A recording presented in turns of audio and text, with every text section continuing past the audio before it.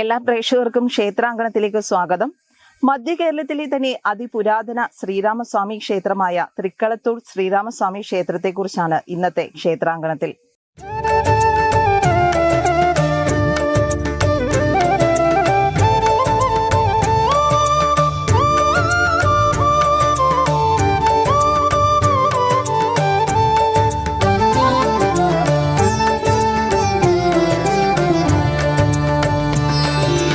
ശ്രീരാമനാമം ജപിക്കാം, ശ്രീരാമ രാമ ശ്രീരാമപാദം നമിക്കാം, ശ്രീരാമ രാമ ശ്രീരാമനാമം ജപിക്കാം, ശ്രീരാമ രാമ ശ്രീരാമപാദം നമിക്കാം, ശ്രീരാമ രാമ ശ്രീഭാരതീ പദജാലങ്ങൾ തോന്നാൻ ശ്രീകോവിൽ നടയിൽ നിന്നും ഭജിക്കാം, ശ്രീരാമനാമം ജപിക്കാം, ശ്രീരാമ രാമ ശ്രീരാമപാദം നമിക്കാം.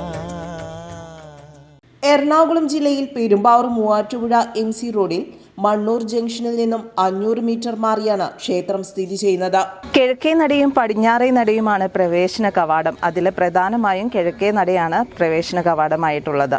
പടിഞ്ഞാറേ നടയിൽ കൂടിയും ഭക്തജനങ്ങൾക്ക് പ്രവേശിക്കാം. അഗസ്ത്യ മഹർഷിയുടെ തപോവനമായിരുന്നു ഈ പ്രദേശം. അഗസ്ത്യ മഹർഷിയാൽ പ്രതിഷ്ഠിതമാണ് ക്ഷേത്രത്തിലെ ശ്രീരാമസ്വാമി പ്രതിഷ്ഠ. നാലമ്പല ദർശനത്തിന്റെ ഭാഗമായി നിരവധി ഭക്തജനങ്ങളാണ് രാമായണ മാസത്തിൽ ക്ഷേത്രത്തിൽ എത്തിച്ചേരുന്നത്. രാമായണ മാസത്തിൽ ഭക്തജനങ്ങൾക്ക് ക്ഷേത്രത്തിൽ പ്രത്യേകം സജ്ജീകരിച്ചിരിക്കുന്ന വേദിയിൽ രാമായണ പാരായണത്തിനുള്ള സൗകര്യവും ഒരുക്കിയിട്ടുണ്ട്. കൊണ്ടുപോകുന്ന നേരം ഗൗതമപത്നിയായോരകല്യാചാപം തീർത്തു പാദപങ്കരം തൊഴുതവിടെ ഇവനുഗ്രഹിച്ചാദരപൂർവം വിപുലമകം പൂക്കു. കൂടാതെ രാമായണ പ്രശ്നോത്തരിയും രാമായണ കഥാഭാഗങ്ങളെ ആസ്പദമാക്കിയുള്ള വിവിധ ചടങ്ങുകളും ക്ഷേത്രത്തിൽ നടത്തപ്പെടുന്നു. രാമായണ പാരായണം നടത്തുന്നവരെ ആദരിക്കുകയും ചെയ്യുന്നു. ഹനുമാൻ പ്രതിഷ്ഠയോടുകൂടിയ അപൂർവം ശ്രീരാമസ്വാമി ക്ഷേത്രങ്ങളിലൊന്നാണ് ഈ ക്ഷേത്രം. ഹനുമാൻ സ്വാമിയുടെ പ്രതിഷ്ഠയ്ക്ക് അരികിലാണ് രാമായണ പാരായണം നടക്കുന്നത്. അതുകൊണ്ട് തന്നെ ഹനുമാൻ സ്വാമി രാമായണം ശ്രദ്ധയോടെ ശ്രവിക്കുന്നുവെന്നും അനുഗ്രഹിക്കുന്നുവെന്നുമാണ് വിശ്വാസം. അഗസ്ത്യ മഹർഷിയുടെ ഉപാസനമൂർത്തിയായ ശാസ്താവിനും ക്ഷേത്രത്തിൽ തുല്യ പ്രാധാന്യം തന്നെയാണ്. മകരവിളക്കിന് പുലിവാഹനമായ ശാസ്താവിന്റെ ചിത്രം വരച്ച് അയ്യപ്പചരിതം പാടി കളംപൂജ നടത്താറുണ്ട്. ക്ഷേത്രകുളത്തിൽ നിന്നാണ് അയ്യപ്പ വിഗ്രഹം ലഭിച്ചതെന്നാണ് ഐതിഹ്യം. 1986 വരെ 4 ഊരാഴ്മ നമ്പൂതിരി കുടുംബങ്ങളുടെ കൈവശമായിരുന്ന ക്ഷേത്രം 86-ലാണ് ക്ഷേത്ര സേവാ സമിതിക്ക് വിട്ടു നൽകിയത്. അന്നു മുതൽ തൃക്കളത്തൂർ ശ്രീരാമസ്വാമി ക്ഷേത്ര സേവാസമിതി ക്ഷേത്രത്തിന്റെ ദൈനംദിന കാര്യങ്ങളിലും പുരോഗതിയിലും ശ്രദ്ധ കേന്ദ്രീകരിച്ച് മുന്നോട്ട് പോയിക്കൊണ്ടിരിക്കുന്നു. അഗസ്ത്യത്തറയാണ് ഈ കാണുന്നത്. അഗസ്ത്യ മഹർഷിയെ സങ്കല്പിച്ച് എല്ലാ ദിവസവും ഇവിടെ വിളക്ക് വയ്ക്കുന്നുണ്ട്.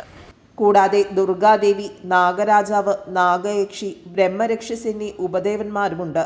ദുർഗാദേവിക്ക് ചുറ്റും പ്രദക്ഷിണം വെച്ചതിനു ശേഷം ക്ഷേത്രകുളത്തിലേക്കാണ് എത്തിയത്. ഇത് ക്ഷേത്രകുളമാണ്. അഗസ്ത്യ മഹർഷിയുടെ ഹോമകുണ്ഡമാണ് ഈ ക്ഷേത്രകുളമെന്നാണ് വിശ്വാസം. പണ്ട് എല്ലാ ഭക്തജനങ്ങൾക്കും ഈ കുളത്തിൽ പ്രവേശനം ഉണ്ടായിരുന്നു. എന്നാൽ ഇപ്പോൾ പൂജാരികൾക്ക് മാത്രമാണ് ഈ കുളത്തിലെ പ്രവേശനം. പണ്ട് കുളം നവീകരിച്ചപ്പോൾ ഹോമകുണ്ഡത്തിന് സമാനമായി കുളത്തിൽ നിന്ന് ഭസ്മവും കരിക്കട്ടയും ലഭിക്കുകയും അതിനാൽ തീർത്ഥക്കുളമായി ഇത് സംരക്ഷിച്ചു പോരുകയുമാണ്. ക്ഷേത്രത്തിലെ പ്രധാന വഴിപാടുകൾ പാൽപായസം, അപ്പം, ചന്ദനം ചാർത്ത് എന്നിവയാണ്. ക്ഷേത്രത്തിലെത്തുന്ന ഭക്തജനങ്ങളെല്ലാം തന്നെ അന്നദാനം കഴിച്ചിട്ടാണ് മടങ്ങുന്നത്. എല്ലാ പ്രധാന വിശേഷ ദിവസങ്ങളിലും കർക്കിടക മാസത്തിലെ എല്ലാ ദിവസവും ഇവിടെ അന്നദാനം ലഭിക്കും.